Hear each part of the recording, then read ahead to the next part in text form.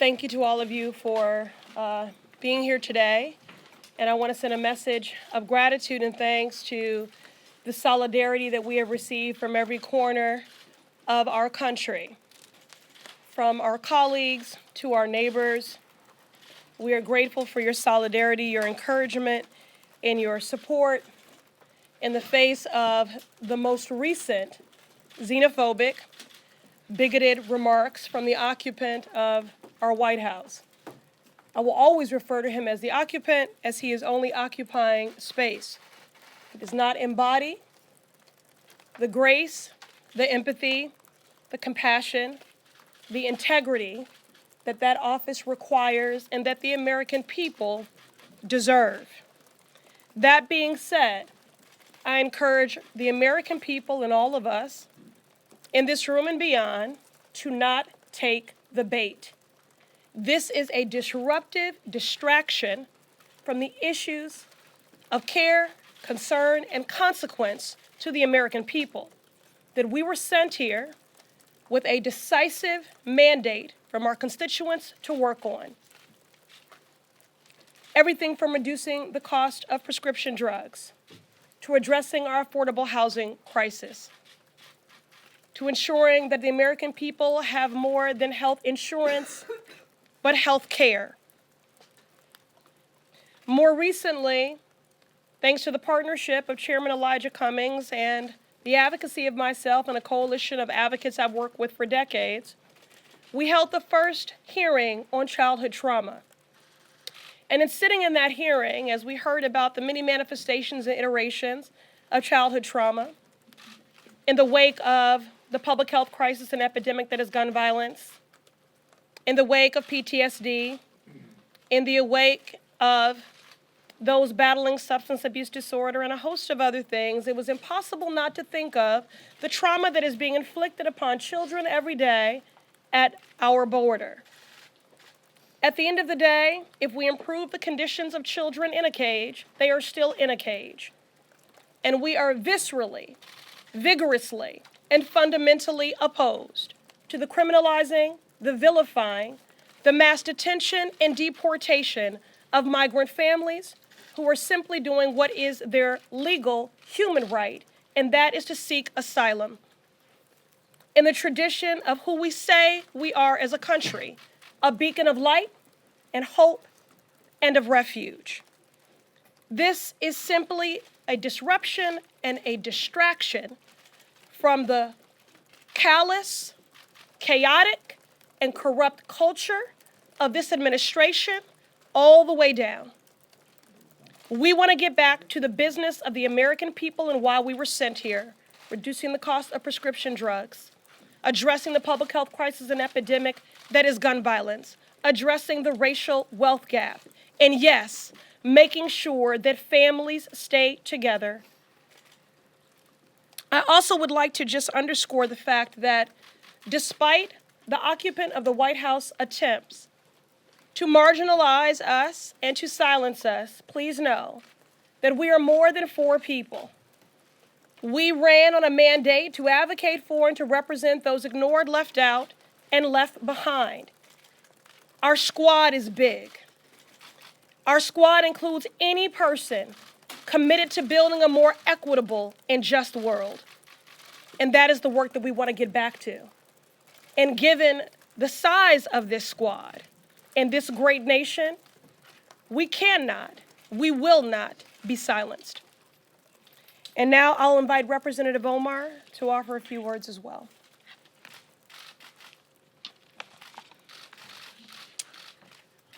Thank you, Congresswoman Ayanna Pressley. This country was founded on the radical idea that we are created equal and endowed by our Creator with inalienable rights. And yes, we have a long way before we fully live up to those values. It is for this reason precisely that we have to take action when a president is openly violating the oath he took to the Constitution of the United States and the core values we aspire to. As Martin Luther King said, all we say to America is, Be true to what you say on paper. I believe this is a pivotal moment in our country. The eyes of history is watching us. Right now, the president is carrying out mass deportation raids across this country in each one of our districts. Right now, the president is committing human rights abuses at the border, keeping children in cages, and having human beings drinking out of toilets. This president, who has been credibly accused of committing multiple crimes, including colluding with foreign government to interfere with our election. This is a president who has overseen the most corrupt administration in our history and pursued an agenda to allow millions of Americans to die from a lack of health care while he transfers millions of dollars in tax cuts to corporations.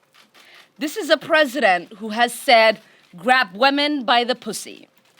This is a president who's called black athletes sons of bitches. This is a president who has called black people who come from black and brown countries shitholes. This is a president who has equated neo-Nazis with those who protest against them in Charlottesville.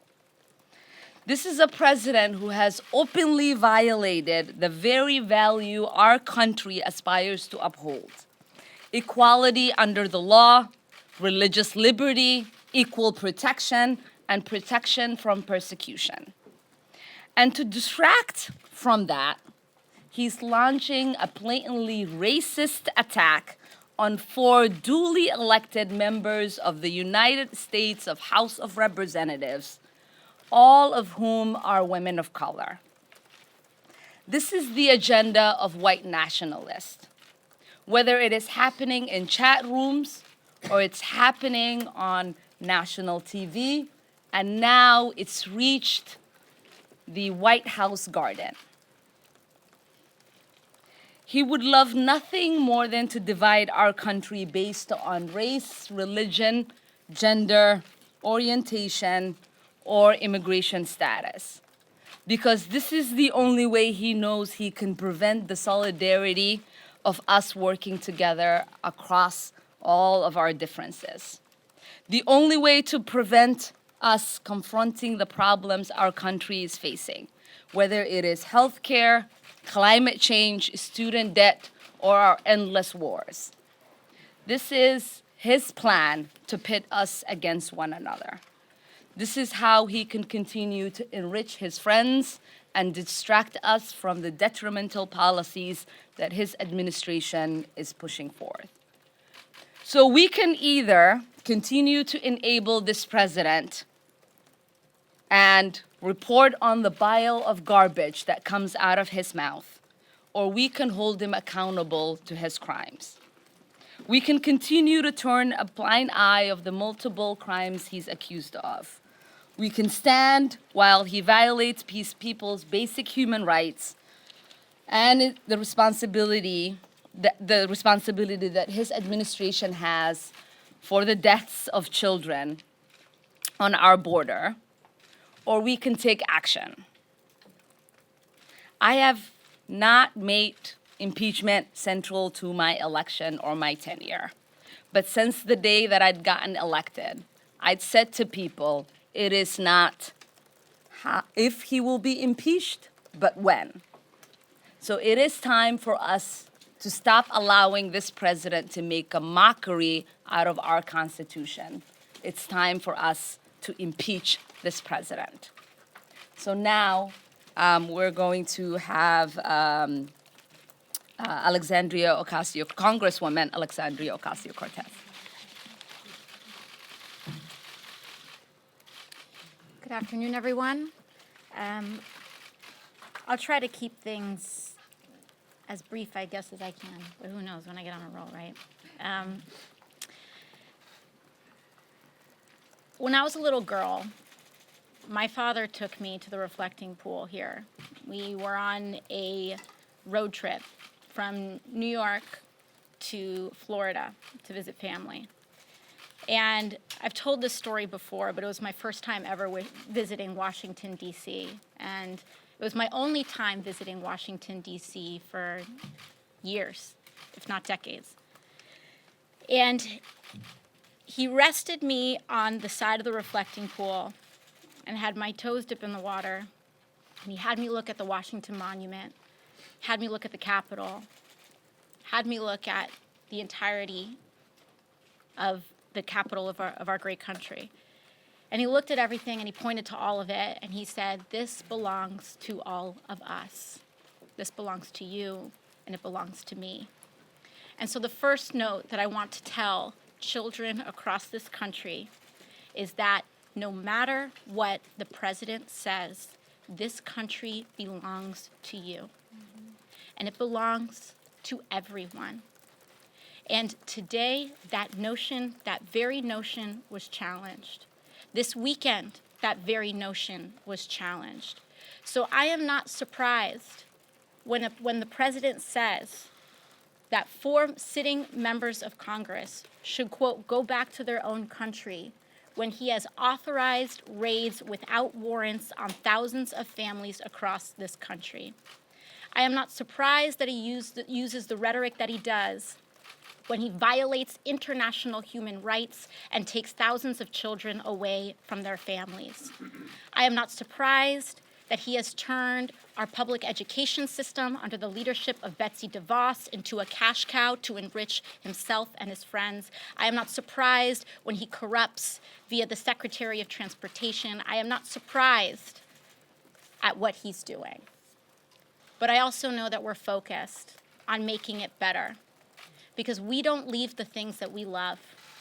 And when we love this country, what that means is that we propose the solutions to fix it. We love all people in this country, and that's why we believe health care is a human right. We love all children in this country, and because we do, that's why we fight for education for all children through college. And so we'll stay focused on our agenda, and we won't get caught slipping, because all of this is a distraction. It's a distraction from what's most important and from our core values as American citizens. And with that, I'll hand it over to Rashida Tlaib. Thank you. Thank you so much. Thank you to my sisters in service. Thank you all so much for being here. As we all know, the recent tweets and words from the president are simply a continuation of his racist and xenophobic playbook. We cannot allow these hateful actions by the president to distract us from the critical work to hold this administration accountable to the inhumane conditions at the border that is separating children from their loved ones and caging them up in illegal, horrific conditions. I represent the 3rd poorest congressional district in this country, one that is made of working people who have been targeted by this administration, and their actions and words are hurting them today. I was elected to fight for them, fight for the 13th congressional district. They sent me here to Congress to fight back against the corporate assault and the corruption in our country. This means supporting an impeachment inquiry of this president and his actions by the administration and his appointees. Sadly, this is not the first, nor will it be the last time we hear disgusting, bigoted language from the president. We know this is who he is, and we know that he and his administration are constantly engaged in actions that harm residents and American people in our country. Many members of Congress have called for his impeachment because of his utter disregard and disrespect of the United States Constitution. And despite this and other many attempts to distract us, I remain focused. We remain focused on holding him accountable to the laws of this land and accountable to the American people. I urge House leadership, many of my colleagues, to take action to impeach this lawless president today. And now we'll take 2 or 3 questions. Mary, we'll go first. Thank you very much. The president today said that many people agree with him and support these comments. I'm wondering if you can speak directly to those supporters of the president and explain why these comments are so harmful and hurtful. And on a personal note, if you can discuss the consequences and impact a bit of these comments. Have you had to up your security? Are you receiving increased threats?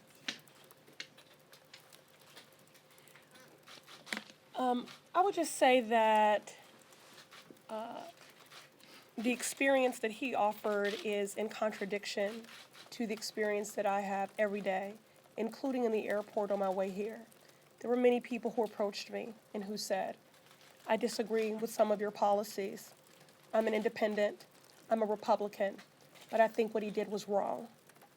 And he won't apologize, but I am going to apologize. So I have experienced nothing in the wake of those comments, again, but words of denouncing these xenophobic, bigoted words. But again, this is a distraction, and we should not take the bait. We can sit here and continue to recycle his hateful rhetoric, of which I cannot feign surprise or inflated outrage, because he is, if nothing else, predictable. What we are focused on are the hateful policies that are draconian and oppressive and life-threatening and family-separating that is being rolled out by this administration every day. Congresswoman Omar in particular, but to all of you, can you respond to some of the president's specific claims, most notably that you're a communist and that you're pro-Al-Qaeda?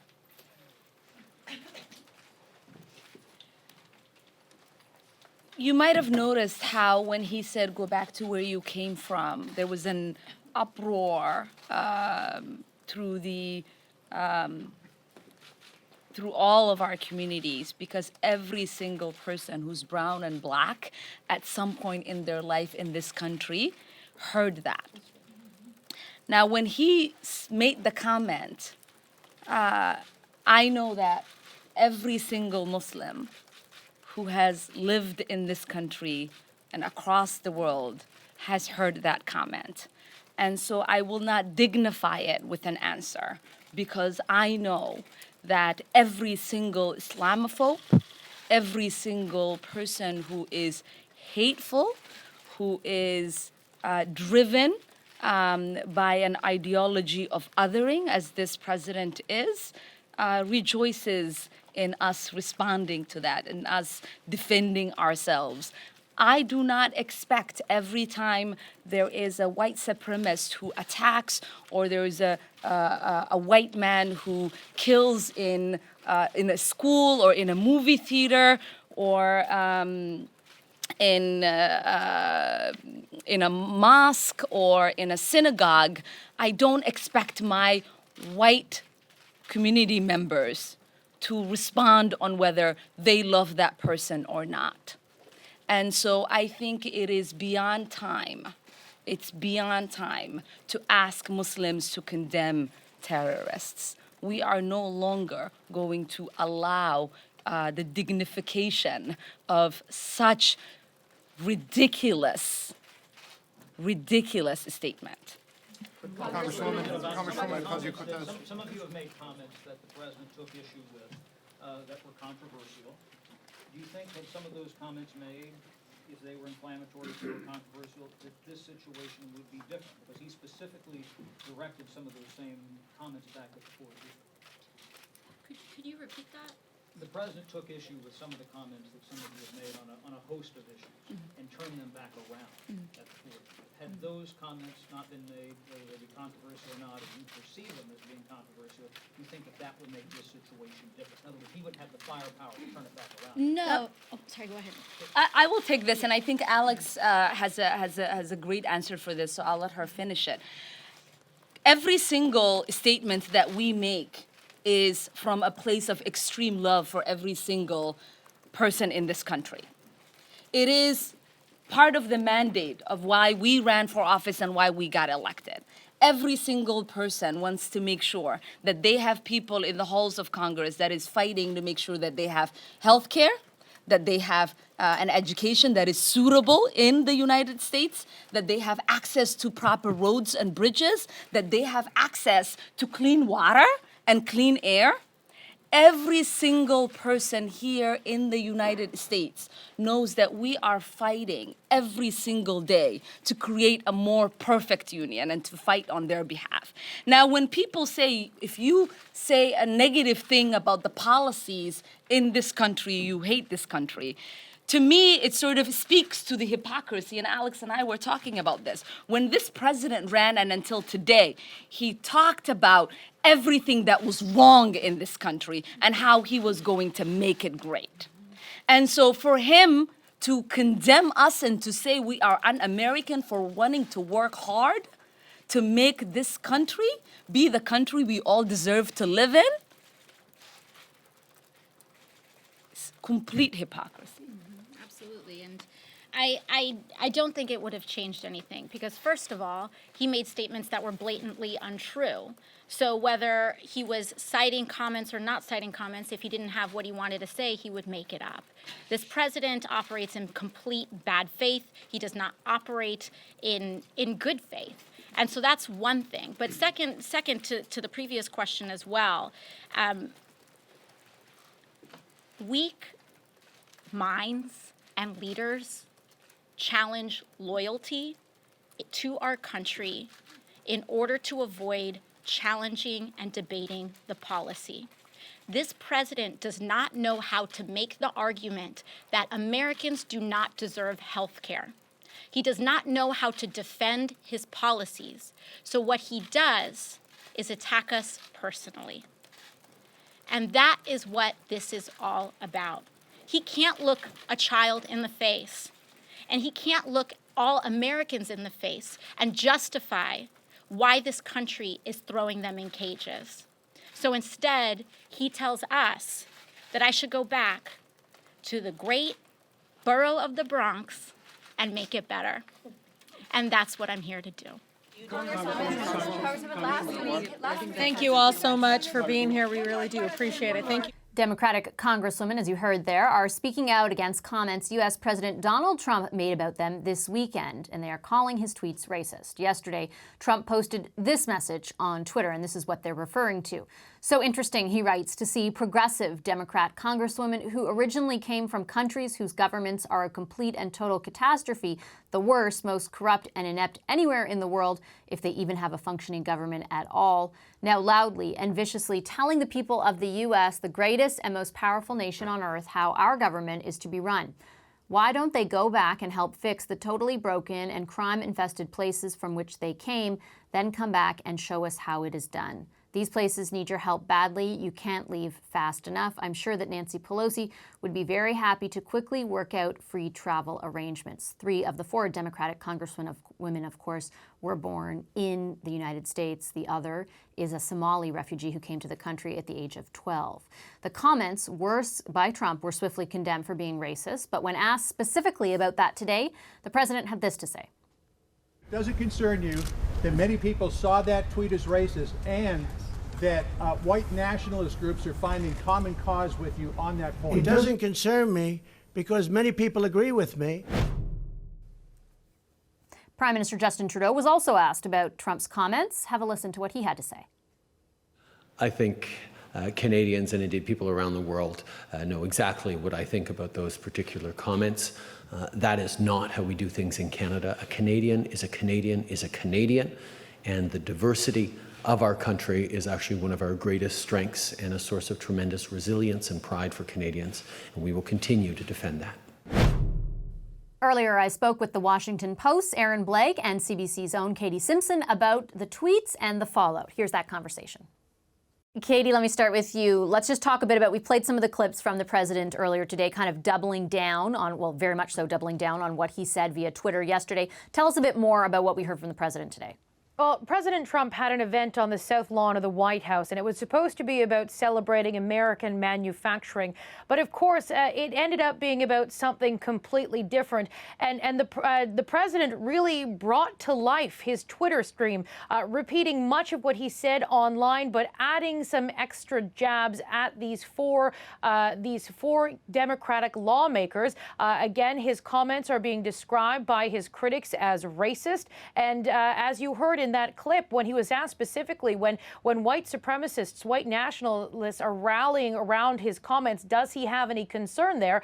And he said no, he doesn't, because many people agree with him. One thing that really stood out to me about this afternoon's event is that when he was talking about how if individuals who don't like the United States and criticize the United States, urging them to go back to their country, there was applause on the lawn of the White House, and he had to pause to let the applause happen. So President Trump is getting positive feedback from those around him in terms of his statements and his sentiments.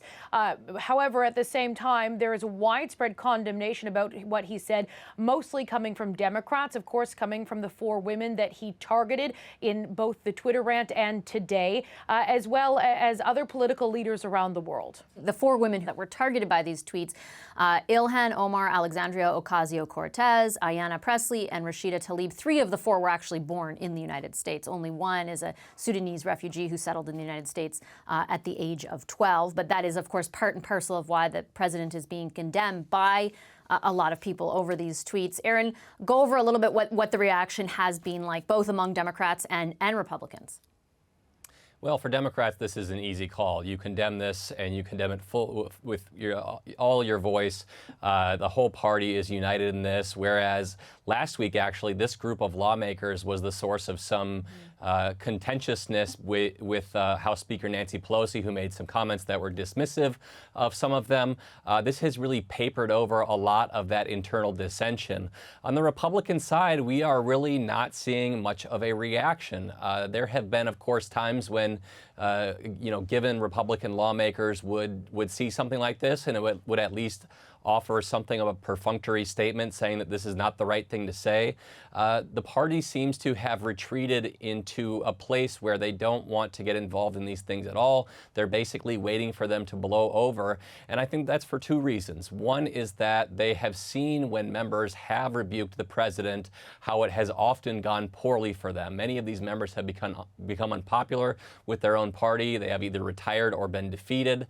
And the other thing is that it doesn't seem to have any effect on the president's behavior. Even if he's had Republican figures coming out against him, including during the 2016 campaign, and speaking out about his conduct, that hasn't damaged the president's standing with his base one bit. So if you're a member of the Republican Party in Congress and you're looking at that backdrop, I don't think it's very surprising, at least from a straight political standpoint, why we're seeing a very muted reaction from the GOP. Maybe from the GOP, Katie, but outside the country's borders, certainly Prime Minister Trudeau was asked about it. He weighed in. Prime Minister May over in the UK also weighed in today. Talk a bit, if you don't mind, Katie, about the international reaction to this. Theresa May, who is the outgoing UK Prime Minister, if our viewers, particularly Ontario, will remember this, remember during the last Ontario election campaign and near the end of it when Kathleen Wynne, who was the Premier at the time, she knew she was going to lose and she was a little more loose with her comments and she lashed out against Trump. Well, we're seeing a similar situation in the UK with a spokesperson for Theresa May condemning very specifically, calling, I believe, the president's comments inappropriate. Justin Trudeau walked a far more careful line. And when he was asked today at an event with the NATO Secretary General, he said, well, Canadians and people in the around the world can imagine what I have to say about these comments. That was very interesting to hear because he went on to condemn them, but not in very strong language. And he did not criticize U.S. President Donald Trump. That is something that he has been very hesitant to do because, of course, as any time that there is something controversial that comes up in the United States, Justin Trudeau typically gets a question about it. And he's been very careful not to criticize the president because Canada is, quite frankly, very afraid that the president could lash out economically. We saw it go through the NAFTA negotiations. NAFTA is still not across the finish line just yet. Justin Trudeau very much wants to work with the Trump administration to get it ratified through the U.S. Government process, and then Canada will get on board and do it there as well. But it was interesting that Justin Trudeau, some things Justin Trudeau did not say. He did not come out and say it was racist. He did condemn it. He did say this is not how things happen in Canada. But by saying you can leave it up to the imagination, you can imagine what I would say. It it seems like a very well thought out plan by the Prime Minister's office to let people put their own reflections upon what they think he might say and bring their own meaning to it. But of course, Justin Trudeau may get some criticism for not taking a very pointed and blunt stance on this. Aaron, you mentioned a little bit earlier the sort of internal strife within the Democratic Party that preceded this, or at least had been sort of brewing for the past few weeks. What do you think motivated this, and why now? I mean, I know there's that. There's also, and your readers will be very familiar with it, but Canadians might not be paying as close attention. But what's going on with the border as well? Well, so if you look at the 4 members of Congress that we're talking about here, they are mainstays on media outlets that are friendly to the president. And that's because they really are shaking things up in the Democratic Party. In a lot of cases, especially the case of Alexandria Ocasio-Cortez, the congresswoman from New York, 29 years old, really shaking things up in her party after she defeated a party leader in a primary election last year. She really wants to move the party in a more socialist direction. She defines herself as a democratic socialist. We have llhan Omar, which is the only one of the 4 members here who the president was talking about, who is actually an immigrant, has had some very controversial things to say about the U.S. relationship with Israel. At times, she has acknowledged that the things that she has said on her Twitter feed and elsewhere have been anti-Semitic tropes, and she has apologized for him. The party has had to deal with that situation, and often party leaders have been very much upset with how she talks about issues that are important to them. So these are members that the Republican Party would like to put forward as being the scary boogeymen that the maybe middle-of-the-road voters and Republican-based voters want to avoid. And I think what the president was doing was in many ways trying to lift them up and make them a bigger issue. I think the risk of this strategy, this attack that he made, was he really takes the focus off of those members and places it on himself in a way that makes him the story rather than that very real infighting that we saw was happening last week. What are you watching for as we look forward, in the next few days, few hours in this story? The danger here for Republicans, I think, many of whom do not agree with this kind of rhetoric and would prefer that the president didn't use it, is that by not saying anything, they are tacitly giving the okay to the president. So even if maybe what the president said here is not going to alienate voters and really cost the party, what is the next thing that he is going to say that might ultimately do that? And I think that if you look at the progression of the president's comments on issues like this, he is getting bolder and bolder. And the fact that he said what he said this weekend is pretty remarkable. What happens when he ratchets it up even a little bit more ahead of his 2020 reelection campaign? I think that's a real consideration for Republicans right now, and they don't know what to do with this issue. Katie, same question to you. Just quickly, what are you looking for? The big question that it always comes across my mind is when, especially as a journalist who's based in Canada most of the time, I'm just here for a week backfilling for everyone, but the question that I have is, how long do these incidents that create such division in the United States, how long do they continue on, and how long until there is some sort of consequence for those who are sort of behind it? It's a question that so many people keep asking, and it's not just people in news, it's not just people in politics, but people who are watching this, particularly from afar, and they see incident after incident, controversy after controversy, and the big question is, does it matter? Are there any consequences? Do Americans care? Do the Republicans care? The Democrats certainly have stood up and said they care, they're concerned. But the bigger question is, are the institutions themselves that are being questioned by a lot of the behavior that we're seeing coming out of the White House, is there going to be any sort of consequences, and does anything matter? All right. Thank you so much, both of you. Lots to look for. Thanks to the CBC's Katie Simpson and Aaron Blake of The Washington Post. If you're not happy here, then you can leave. As far as I'm concerned, if you hate our country, if you're not happy here, you can leave. And that's what I say all the time. That's what I said in a tweet, which I guess some people think is controversial. A lot of people love it, by the way. That is not how we do things in Canada. A Canadian is a Canadian is a Canadian, and the diversity of our country is actually one of our greatest strengths and a source of tremendous resilience and pride for Canadians, and we will continue to defend that. That's U.S. President Donald Trump, of course, first doubling down on his comments to a group of Democratic congresswomen over the weekend. And we just heard, of course, from those Democratic congresswomen that those tweets targeted. Prime Minister Justin Trudeau was also asked what he thought of the comments, and the clip that you just heard was his response to that. We have the Power panel here to discuss how those comments might politically play out here. In Toronto, Brad Levine of Council Public Affairs, llhan James, former Quebec Liberal cabinet minister, joins us from Montreal. And here with me in studio, former Director of Policy to Stephen Harper, Rachel Curran, currently with Harper and Associates. Hi, everybody. Nice to see you. Hello. llhan, why don't I start with you, because we did just listen to the response from those lawmakers who basically said that it was a distraction, and they again called for the president's impeachment. It was one of the first questions that the Prime Minister got today. We know that Prime Minister Theresa May in the UK has weighed in. Talk a bit about the effect, I guess, from your perspective of controversies like this, and obviously they change each time, but there are so many south of the border, and how they might play out here politically in Canada.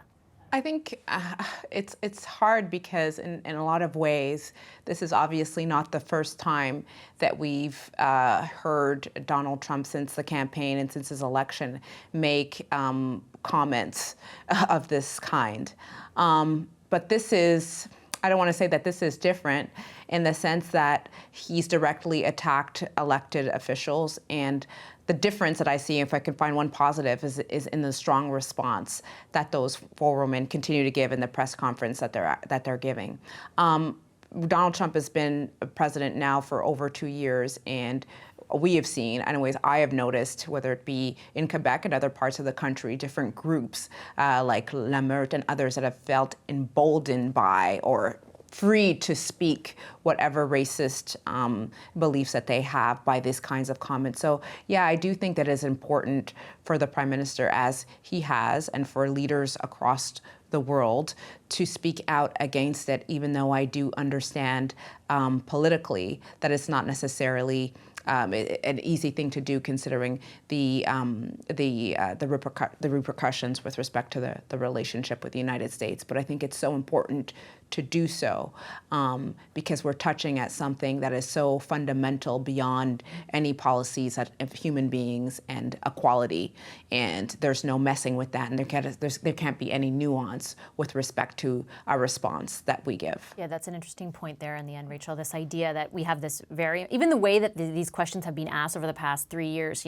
How do we approach Donald Trump? How do is it a good relationship? Is it bad? What do you do when NAFTA's hanging in the balance? And then you have comments like today as well, right? And how much of a tightrope walk, I guess, is it for Canadian politicians of any party? Yeah, it's a huge tightrope walk. I mean, we still have to get NAFTA passed. The U.S. is by far our biggest trading partner. Donald Trump is totally unpredictable. I don't think these latest comments are really that much different than some of the comments he's made previously. And so any political leader here, including the Prime Minister, has to walk a pretty careful line. That said, I'm not convinced that whatever he's saying really makes much of a difference either way. So look, I think having Donald Trump say this kind of thing is great for Trudeau. It lets him, define himself as the anti-Trump. And Trump's extremely unpopular in Canada. That's got to be good for Justin Trudeau electorally. The one fly in that ointment, of course, is the recent legislation in Quebec, which prohibits anyone who's wearing a headscarf or any other religious symbol from doing certain jobs, including teaching in that province.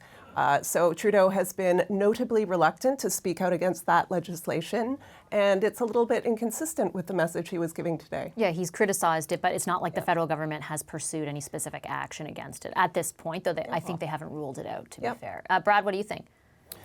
Well, I actually think I would take it a few steps further than either Yolanda or Rachel. I actually thought that Trudeau's response today was weak, especially when you compare it to Theresa May, who just came out through a spokesperson and said that the comments of Trump were absolutely inappropriate or something to that effect. Whereas Trudeau, I thought, was far too subtle in his denunciation of that, saying, well, that's not the way we do things here in Canada, and diversity is our strength. I think that, like yesterday, what Donald Trump did was he took it up. If we can believe that he actually took it up, the racism, the xenophobia, the nativism, the white nationalism, to a new level yesterday by actually saying If you're not white and if you're a person of color, then you can go back to another country. I don't think any American president in recent times has said anything like that. And I think that the extremeness of Trump's remarks call for a response, particularly when we're taking a look at the state of the world. And we're going to have this great conversation about Canada and its place in the world in the upcoming federal election. When we don't have a lot of countries which are able or willing to stand up to the kinds of things that we're seeing in Central Europe, or in South America, certainly what we're seeing out of Trump in the United States, what we're seeing coming out of places like Russia, like these kinds of anti-democratic, illiberal notions of almost, these strong men emerging throughout the world.